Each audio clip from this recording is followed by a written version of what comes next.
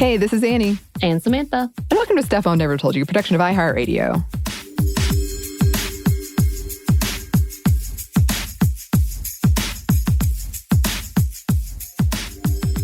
Okay, Anney, I really wanted to ask you this on the last episode, and I forgot, and was really excited about the movies because, we were talking about all the legends. But have you ever gone on any of the ghost tours that are offered? And or have you gone on your own adventure in an area where there's supposed to be a folklore or a legend or a haunt on your own? Yes. Yes to all. Yes to all. Yes. As someone who likes horror, I have done a lot of ghost tours. Like Savannah and Louisiana are coming to mind because those are kind of big, Right. Lots of ghost stories and lore around those areas. I've done that. I think I did some when I was in Europe and one when I was in a cave system in Europe, and that's probably the most afraid I've ever been, but I think it had more to do with the caves and less to do with the ghost story. That's fair. And then, like I said, I do like scary things, so I have a friend, Katie, who's been on the show, and she also likes scary things, and I think we build each other up. I think sometimes where nothing is happening, we both convince each other something is happening. Right. So we're convinced we've seen a ghost, even though I'm not even sure I believe ghosts are real. Right. But when I was a kid, we convinced each other we'd seen this ghost. We convinced ourselves there's all kinds of haunted stuff in our woods, and we would go and investigate and pick up clues and find a turtle with blood on it, ghost, things like that. Turtle with blood? Oh, the turtle shell had blood on it. I still have it. Freaked me out. And then we found a mailbox that was buried, and it just had these business cards that said, "Do as I say and not as I do." And I was like, This is a murderer. Things like that. And then there were some urban legends around where I grew up. And most of them just involved, don't go into Dawsonville Forest at night. But there was one where you would go, probably a lot of people have heard this, because I think any town that has the right hill for this has tried it, but it was you would go and park on this hill and put yourself in neutral and it would pull you upward or something. And there's a scientific reason for why that works. No. But of course, there's also ghost stories around why it works. So I did that once, and it was pretty weird, but didn't really scare me. I was just oh, yeah. cool. So I don't typically do the Savannah tours where they just carry, you ride in a horse cart and they'll tell you about buildings. I didn't do that. Have I done those? No, I've never done those because I'm it's just getting on a horse and looking at buildings, which is nice, but I'm that's not a thing I want because I, for the longest time, devoured every episode of Ghost Hunter. Oh, yeah. And I would watch all those, and it was hilarious because every time anything scary happened, there was nothing. You could barely see anything, and they were run! I'm wait, this is what you're supposed to look at. I don't understand. The investigation part is you staying. Right. So I really was I can do this. Let me do this.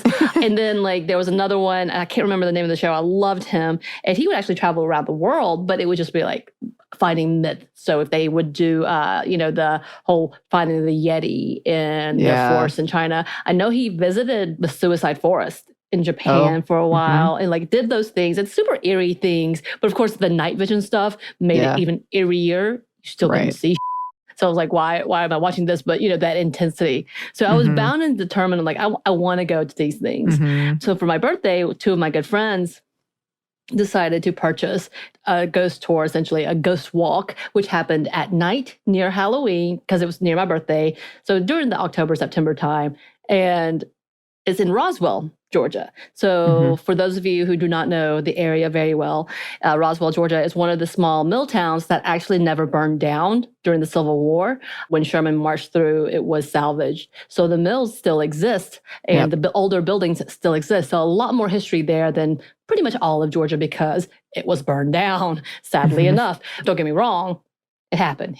It had to happen. But all of those to say, we don't have a lot of historical things, and the mills of Roswell remains. So, of course, we get a good amount of tales come from that area, which I love. So we did a whole tour, and I don't think this woman was an actress. She was definitely just dry, talking about whatever's happening. So she was a historian, but she was also very into the ghost world. So she would take us on in the middle of the night, not middle of the night, I guess 8 p.m., 8 p.m. when it was super dark. got her flashlights. We had to have our flashlights. And we toured around Roswell. And at one point, like we went by the mills and she told the story of a young boy running out the door and her crew witnessed it. And of course, all of these different tales. Yeah. And then at one point we were at I want to say it's some kind of antique store. So it was preserved and now antiques are there and you can see them in the building. And as she's pointing her flashlight up, which is a gigantic flashlight, it starts flickering and doing the flashing. And she kept hitting it. And she genuinely seemed annoyed. But she wasn't associating it's a ghost or anything. She just did this to the point that my friend and I looked at each other and started backing away and looking up at the windows because she was talking about seeing an old man in the window, whatnot. And she was like, well, I guess I'm going to need new batteries. And then we talked for a minute and then walked away and the flashlight started working again to the point that someone was walking up on us, and she thought she knew them. So she pointed the flashlight at him and teasing at him. And it turned out to be a cop, and he got very angry and yelled at her. Oh my goodness. The other scary part of the tour, our person was about to be arrested. But she did all of that. So for a few minutes, I was like, were we about to encounter a ghost? Or was she just an actress? Yeah. I don't know. So I did that one. And then there was a whole legend that happens at the University of Georgia. Of course, you have to have tons of legends at your schools. And it's always someone who died by suicide, was not found for days later. Yeah, and they haunt Georgia that place. Tech had one like that Yes, too. I know they did because we did a comparison. But there was one because at one point in time there was a building, and I never understood this. And then when I see anything like this anywhere, because I've seen a couple, I get really freaked out. There was a stairwell that just went to a wall. And that was the end of it. And everybody's like, what is this? And so the story was told that it used to be a dormitory. An exchange student was there. He had hanged himself, and because everybody was on vacation, no one saw him. But of course, his corpse smelled up the place, so they couldn't do anything about it, so they just sealed it off. And that's the legend of that, because no one can find the entrance. And I've been there because we were like, what is this? And so, of course, we had that, and then we would try to find the spirit there. I never did find that spirit, though. Good? I know. I guess so.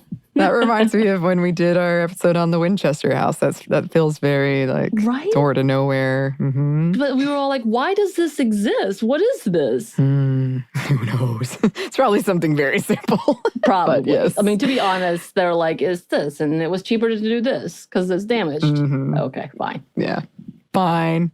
Ruin our ghost stories. I went to the Stanley Hotel, which is what The Shining's based on. Right. Oh. I went during July because it's only open, just like in the movie, the snow gets so bad, you can only get there in July, I think. And it was really, really funny because we did a tour of it, and the very kind tour woman went out of her way to just be like, there are no mean ghosts here, only nice ghosts. I don't know what Stephen King, I don't know what happened to him that night. I think he was just stressed, but there are only nice ghosts. They just are children. They like candy. I don't know. And it was so funny because they kept, and I get why, because they were like, we want you to have a good experience. Please stay. Don't be scared. But they have to know that everyone there though. Right, that's exactly why. Because of The Shining, and it's one person is like, what hotel is this? And people there's the attic. Some part of the movie is based on it, and it has red, just people keep writing red rum on it, and she was so annoyed. No. She was like, it's not like that at all. And I was like, oh. Stop besmirching our ghosts. It was very, very cute, honestly. All right, so all of that is a lead-in to our part 2 on women in urban legends from all around the world. If you haven't listened to part 1, go check that one out. And just a really brief repeat of our disclaimer. There will be some gruesomeness. We've already touched on some, so apologies. Nothing too in-depth, though. And also, as we said in the last one, we tried to get the best sources we could, but these are urban legends. So by nature, it's hard to find proof.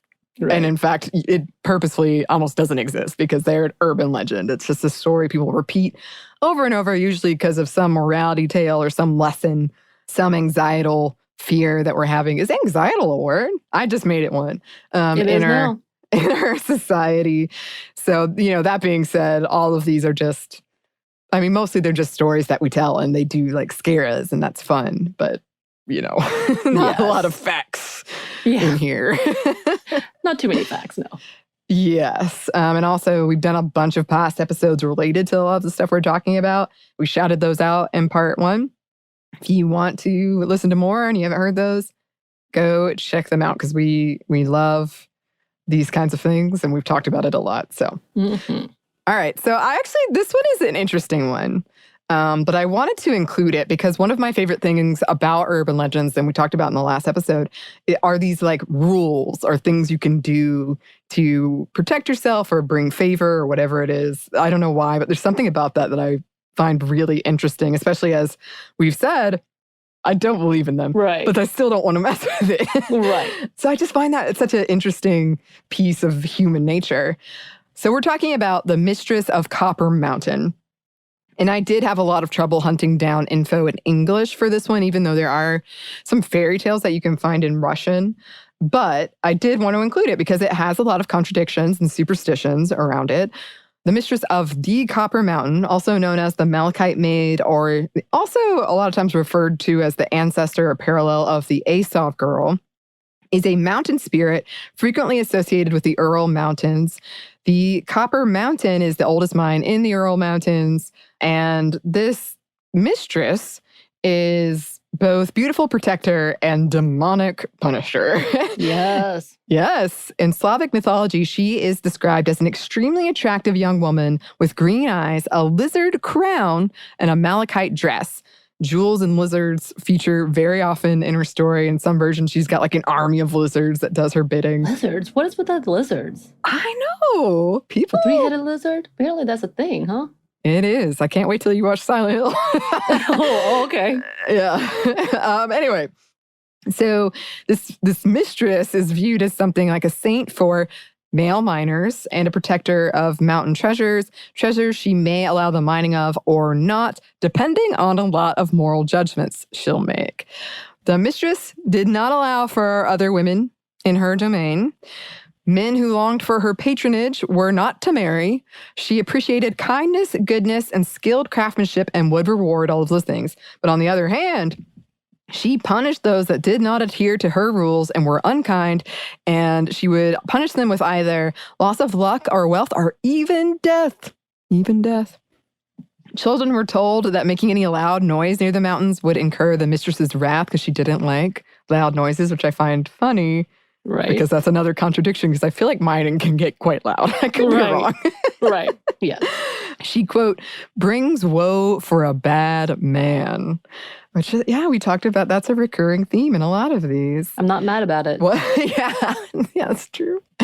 In 1936, Pavel Bazhov first published The Malachite Box, which was a series of fairy tales, and one of them featured the Mistress of the Copper Mountain, a tale Bazhov had grown up hearing. He went on to include her in several other stories, and he claimed that her story was a sign that miners just missed women and that she represented wealth and beauty many men sought after in a partner. There's also an interesting essay because there's been some research done on this legend. A lot of it went over my head because I'm not super familiar with Russian culture, but there's been some research that she represented like Western beauty specifically, which was interesting. The Ural Mountains do have a long history of being central to that region's industry, whether it was the mining of jewels or later materials for the military. And it makes sense that this story really took off, that it took root and solidified itself in the national psyche, that men working in the mines would hold on to this idea of a beautiful woman who would keep them safe if they were good and punish the bad, which I'm assuming you would never think was you. Mining was dangerous. Many miners died due to the conditions. Some have even speculated that workers saw her as a defender for their rights, even in like the USSR and times like that. Some think she is an embodiment of Christian values. Others think that she has undeniably pagan roots. According to a paper written by Mark Lipovetsky, she represents 3 Freudian ideas: death drive, because that's where she lives; sex drive, men's desire for her; and castration anxiety, or loss of power. So again, there's just a lot going on in this one kind of seemingly simple story, but there are reasons these stories are created and get told over and over and over again. Right. That's interesting. I like it, though. It was a really fascinating read, and it made me want to look more into the whole history of these mountains. And I was like, this is a different podcast. You've got to stop here. But I was looking up like old mining charts. Of course you did. Of course you did.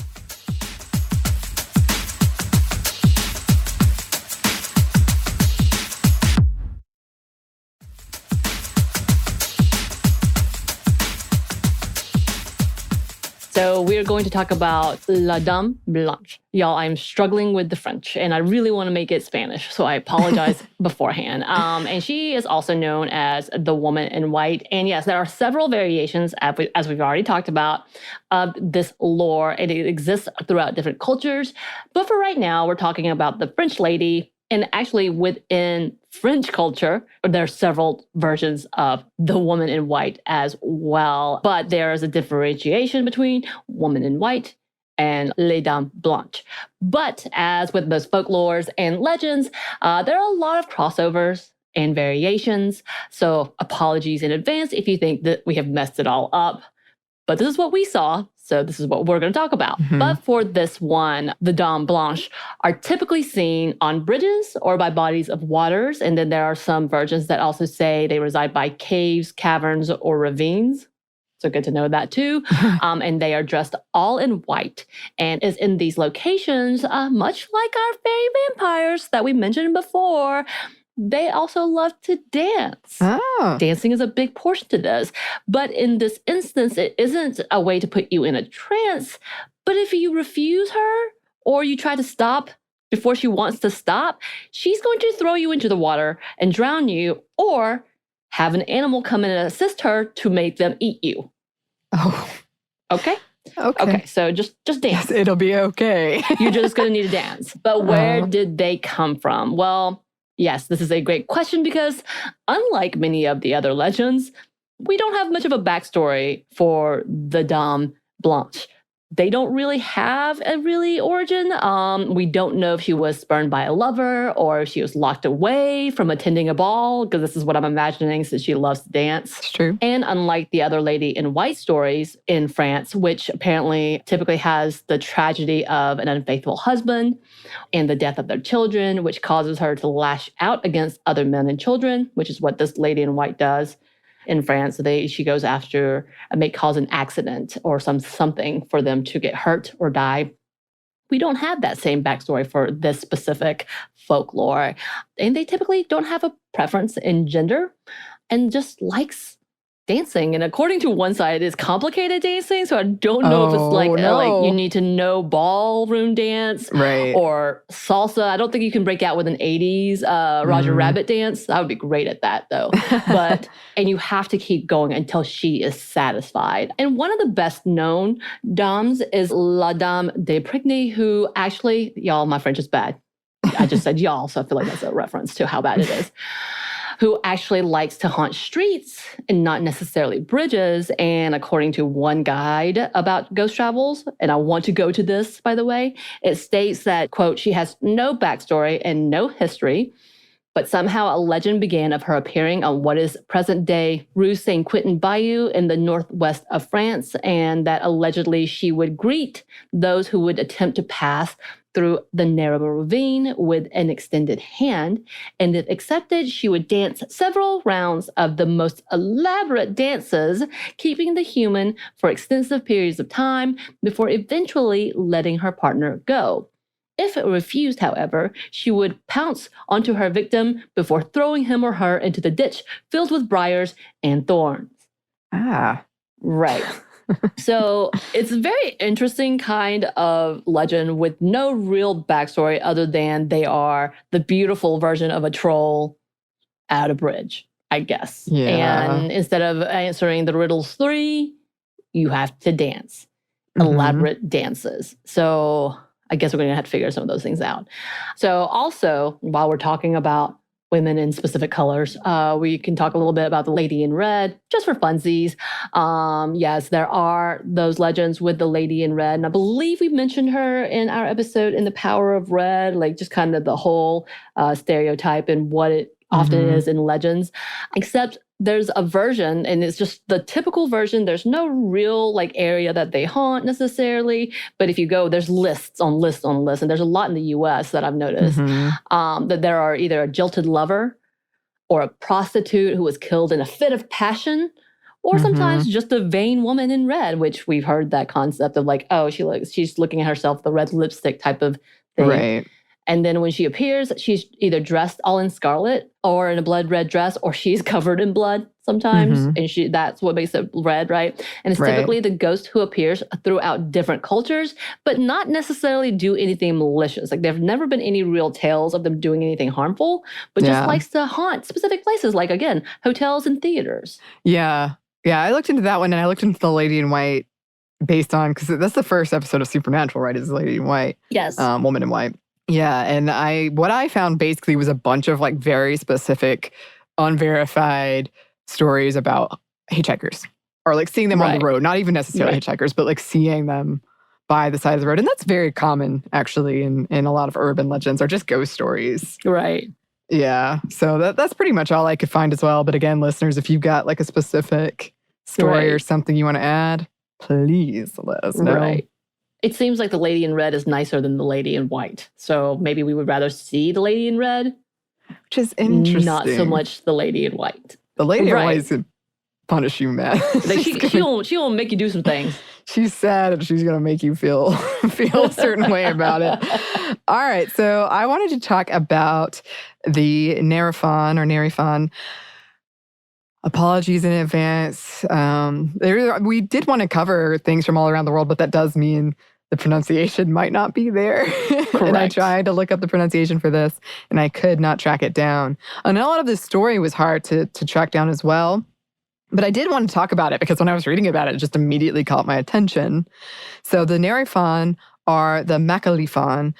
It's a type of tree in Buddhist mythology that grows fruit shaped like young women. They sprout from their heads and grow from there, and this tree grows in the mythical forest at the Himafan, where local men cut them off and eat them. The Nerifon also show up in the Vesantara Jataka, planted around the place where the Bodhisattva Vesantara meditated. Whew! Sorry again, I'm trying my best. That's a good one. In one version of the tale, the Buddhist god Indra had a home at the edge of the forest with his wife, Vesantara, and their 2 children. Vesantara couldn't enter the forest without being in danger of horrifying male creatures, or in some versions of the story, just lustful men who had acquired powers by meditating, but were still like lustful men, which I thought was a very funny and terrifying commentary of like, men are just monsters in this case. Okay. So to protect her, Indra planted 12 Nerifon trees that would grow fruit that looked like his wife so that she could be safe while picking fruit.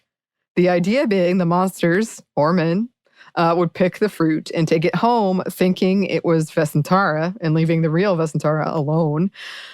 But they would take the fruit home, have sex with the fruit, and consequently fall into an enchanted sleep for 4 months and lose their powers. Over the years, there have been a few news stories of the purported discovery of the trees that grew fruits shaped like women. You can buy a lot of markets around there sell, generally fake, but yeah, you can buy kind of like carvings or even fruit. There are a few trees that are rumored to be Nerifon and several hoaxes around that. Nerifon are very prevalent in Thai culture. Yeah, they appear in comics, sold as gifts, popular amulet and charm. So it's another example of kind of this story that is just really taken heart in a particular place, which I also find fascinating. Yeah, that's very fascinating. Mm-hmm. Also, this kind of reminds me of one of the short stories that we had, and the birds were the women. The birds were the women? It was one of the bloody tales. Oh, yeah. Mm-hmm. And he turned the women into birds. Yes. He wanted to keep them. Mm-hmm. I do remember that. That's what it reminded me of. Mm-hmm. And for my last one, I decided to, because Y'all, there's something about Japanese ghost stories that scare the hell out of me. So for some reason, like I just recently watched Ju-on, and it's so old, and in comparison to a lot of the other movies, and the effects are not over the top, but it scared me, like to the point that I have to watch something else before I can go to bed. But I love them so much because they just, to me, are extra eerie, and I don't know what it is about how they just make it seem like, but because of that, we are returning back to another Japanese ghost or Japanese legend, which is Kushaki Ona, or the slit-mouthed woman. So super specific. Now, the spirit has been around, according to one report, for over 800 years. Like, people have been talking about it for a while. I did see another report saying that it was started around the 17th century. So this is an old tale. And she is known as a Onryo. I'm trying to figure this out, y'all. Or a malicious spirit, and is often seen wearing a mask or some type of face covering, and is often seen carrying around a sharp object. So it could be a large knife, some say scissors, very long scissors, but she's carrying something sharp. And now her origin story is a cautionary tale for the women to A, not to be vain, and B, don't cheat. So those two things go hand in hand. So this beautiful Kushaki Ona was married to a samurai, and she was known to be very vain, but she was also very beautiful. So both of those things. And one day, because she cheated on her husband at the time. And when he found out, yes, he was very angry and enraged, and gave her something that is called the Glasgow smile. I didn't know there was a name for this, because obviously with the things like the Black Dahlia, we knew of this type of crime, and it seemed heinous to me at that point in time as well, but okay, which is when someone causes a scar because they cut into your face that looks like a smile, yes, by cutting from ear to ear. Horrifying. And then he turned around and said to her, "Who will think you're pretty now?" Of course, in another version, it is said that she's cut up by another woman who is jealous of her doing a medical procedure. And she is also, in these legends, sometimes given sharp teeth, which would scare the hell out of me, to be fair. Yeah. And now she haunts people by asking them the same thing. Do you think I'm pretty? While wearing a mask. So if you run into a beautiful Asian woman that says, "Do you think I'm pretty?" that has a face covering, I would run away. If they say no, she kills them with this sharp object she is carrying. If they say yes, she'll take her covering off to show her a scar and asks again. And if they say no, she cuts their face and kills them. If they say yes, she cuts their face to match hers. And I believe they also die. They didn't really say in all of those. Okay, now there is a way to avoid being cut. So y'all, we're here to help you if you run into this woman. Instead of saying yes or no when she asks you if you think she's pretty, say so-so or average or you're okay, which will give you some time to run away from her as she is confused, apparently, from this answer. Yeah, I know. I was like, what? Or you can try to throw some money at her, and that can work. Or some hard candies. Apparently, it has to be a specific candy called Bekoame, which is a caramelized sugar candy from Japan. So I guess we need to invest in some things. Or perhaps saying the word pomade 3 times. And I don't understand why. I try to find this one, and there was no reason behind it. And since pomade is typically a French thing, I was like, okay, whatever, cool. Yeah. And according to Wikipedia, because they have a lot more legends than some, the first written mention of her didn't appear until 1979. But again, the legend in itself has been around for a while. And according to one telling of this legend, there was a period of time, not too long ago, one said 2007, when children were being escorted in fear of this type of monster because there were records showing deaths of children that were similar to this type of tale, saying that there was a woman roaming around, asking children these, and then following them home and murdering them, essentially. So again, it's not saying that happened, and I don't know if that's true because it was all from this legend site. So, but it did put that in there, and it could be one more of those, again, urban legends when we say my cousin's sister's friends, whatever type of conversation. So doubt that happened, but it did scare them enough that they actually did escort some of the children. Again, so apparently Juan and The Grudge and The Ring were kind of based on these legends. You can see it. You can see the variation. Yeah. Maybe not of the face and all of that, but like the woman who cheated or who was found to have cheated, all of that. And so the husband murders them in like a brutal way, and she comes and murders everybody else as well sometimes. So yeah, this is kind of that basis. And if you ever see any of the drawings, again, some of the legends, some of the movies, it's pretty scary. Like, it freaks me out for sure. Yeah. I've heard of this one before, and it definitely freaked me out.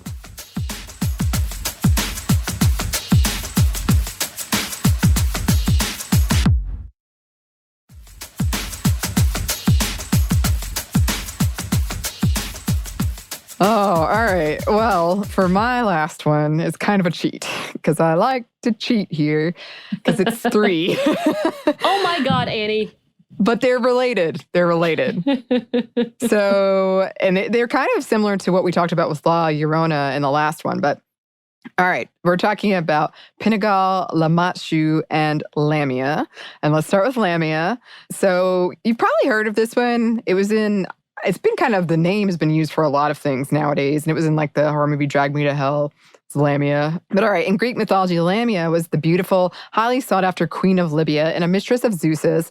Like a lot of Zeus's mistresses, Hera did not like her and punished her by killing or kidnapping her children, except for Scylla, and transforming Lamia into a monster that feeds on children. Or in some versions, Zeus did that. Not only that, absolutely delighted in hunting and terrifying them. So she not only was hunting them, but she liked it. In some versions, she gouged her eyes at the loss of her children. She gouged her eyes out and essentially lost her mind, leading her to eat the children of others. In some stories, Hera actually has the body of a woman and the tail of a serpent. In many descriptions, she never closes her eyes so she can see the terror of her victims, or she was cursed with insomnia, essentially, or never being able to close her eyes. So yeah, in other versions of the legend, Zeus granted Lamia the power of prophecy and the ability to remove her eyes since she had been cursed to never close them. So she would always obsess over the death of her children in an attempt to appease her. I'm like, I don't know about that, man. I don't think that's enough. But anyway, on top of hungering for the blood of children, Lamia also had a voracious sexual appetite and enjoyed sucking the blood of men. She was often painted as a deadly seductress and gave birth to a class of supernatural demons. Her story and fear around it has endured and evolved for thousands of years. The word itself can sometimes, refer to this whole class of demons and witches. So sometimes it is used for other things and creatures these days. But okay, let's move on to Lamashtu, or she who erases. Ooh. A demon that was often blamed for illness during childbirth and miscarriages. She bore 7 names, so she was sometimes called the 7 Witches. In Mesopotamian times, she was a daughter of one of the greater gods, Anu, and she manifested as a creature with the head of a lioness, with the ears and teeth of a donkey, a hairy body, and clawed bird feet. She was believed to cause all kinds of terrible things like poisoning of water, tetanus, destroying plants, causing nightmares, and a fever that would not go away. She primarily targeted unborn children, though. She was said to sneak into the homes of pregnant women to touch their stomachs 7 times to kill their children. She would kidnap breastfeeding children and kill them by forcing them to drink her own toxic breast milk. She sometimes murdered the mother, too, and feasted on the flesh and blood of men, who may or may not have been the father. They're just men in general, I think. Many wore amulets to ward off Lamashtu. Pazuzu, and yes, that one from The Exorcist, the king of evil wind demons, is often depicted driving her back to the netherworld. According to one source I found, and it was a German source from 1700, so much later, so grain of salt, there was even an incantation against Lamashtu. Great is the daughter of heaven who tortures babies. Her hand is a net, her embrace is death. She is cruel, raging, angry, predatory. A runner, a thief is the daughter of heaven. She touches the bellies of women in labor. She pulls out the pregnant women's baby. The daughter of heaven is one of the gods, her brothers with no child of her own. Her head is a lion's head. Her body is a donkey's body. She roars like a lion. She constantly howls like a demon dog. Ooh. And lastly, let's touch on the Malay figure of Pinagalon. I couldn't find much on her, but she sounds terrifying, and the drawings that exist of her are terrifying. This is a creature that takes the form of a woman's head with long hair and her intestines and spine trailing behind her as she glides. She removes her head from her body at night, and so it's just her head and her spine and intestines floating around. A vampiric creature, smells like vinegar. Some say that Pinagalon is created when a woman meditates in a vat of vinegar, that perhaps a woman was once so deep in meditation that when a man walked in and startled her, she jerked so hard that she decapitated herself, leaving her body in the vinegar. And that as a creature, she soaks her organs in vinegar to make it easier to reattach them after returning from hunting. In many of the stories about her, she is the result of women practicing black magic. In some versions, it is a woman who seeks beauty by adhering to a vegetarian diet for 40 days. If she eats meat before that time is passed, she is cursed to forever spend her days as a monstrous creature, eternally hungry for the flesh and blood of pregnant women and children. She might pose as a nanny or a nursewife during the day, then snatching a child with her invisible tongue through a window or reaching up through the floorboards with her intestines. Blurb. To keep her away, people would lock windows and doors and board up any entry points in the floor. Braver folks might try filling her body with glass, if you can find the body that she left behind, you fill it with glass so that when she returns to reattach her head and everything, she dies. But yeah, I thought it's just been interesting. As we said, there's just these common themes throughout. And from these stories, there's just so much fear and misunderstanding around illness and pregnancy and miscarriage and childbirth, which, in ancient times, people didn't know. They didn't know why people were experiencing these things or how they worked. And I'm sure, it would be terrifying. And these are the stories we told. People came up with, but it's pretty freaky. Yeah. Yeah. Yeah. I'm going to have nightmares. But I'm also going to watch more movies. Yes. But, okay, to end it off, I thought we would talk a little bit about Bloody Mary. And not necessarily the origins, and we will tell a little bit about that because I think people typically know. But everybody has some type of, I feel like this is one of the bigger of the say it in the mirror, see shows thing. Type of thing. Mm-hmm. Did you ever try this? Yes, I think, as I said in the last one, I did try it. And so for people, I'm assuming most people know what we're talking about, but if you don't, it was this game you would play. It's been popularized in many movies and TV shows where you would look in the mirror and you would say Bloody Mary either 3 times or 5 times, depending on the version you heard. And that if she would show up, and it was usually a dark-haired woman in a white dress covered in blood. And for me, for some reason, if you did it and you thought it worked, but you weren't sure, you were supposed to get in the tub and say Bloody Mary again. I don't remember, but I got in that tub because I freaked out. I regretted it immediately. Did you do it? Yes. I just did the mirror version, freaked myself out, could not stand in the bathroom in the dark or anywhere with a mirror for the longest time because I freaked myself out for so long. And of course, it's that whole idea. I know it's different versions. What was supposed to happen again? I thought she would appear behind you in the mirror, and I recall thinking she was going to kill you. So I'm not sure why we were all about this, but yeah. Okay. So yeah, mine was that she would appear and come out of the mirror and kill you. Mm-hmm. You were going to die, which is dumb. So why would you try to die? I think it's that fear, because I was just I want to be afraid. It's true. Because I didn't really believe it, but it did scare me. Yeah, it scared me. I didn't necessarily not believe it, but I didn't necessarily, I didn't think too hard into it, but it scared me to be in the dark in a bathroom with the mirror. Because you could also see your own damn reflection a little bit. So that makes it even eerier. But just so you know, it does originate to Queen Mary and kind of some of the things that played into who she was, what happened with her. Apparently it includes she had really bad menstrual pains. She apparently thought that she was giving birth to a baby, but never did.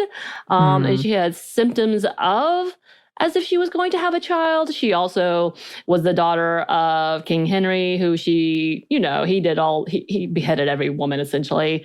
And then she was trying to, like, according to this, they said she had daddy issues. I'm saying this for them, as in, like, she's trying to find affection through other men because of the loss of love from her father. Of course, the Marian persecution happened underneath her, which involved 240 men, 60 women being sentenced to the stake. And so she became Bloody Mary. So she has a whole history, and that's kind of that origination. But honestly, that connection never made it to me. Yeah. Like, it was so separate from this that it's like, what? But there's different things like, this could be this, and this is why. But she was nicknamed essentially Bloody Mary because of all the persecution she did against the Protestants. But there you go. I want to know, have any of y'all done this, any of these things? And not that you've seen it, because I think if you've seen it, you'd die. But something weird happened.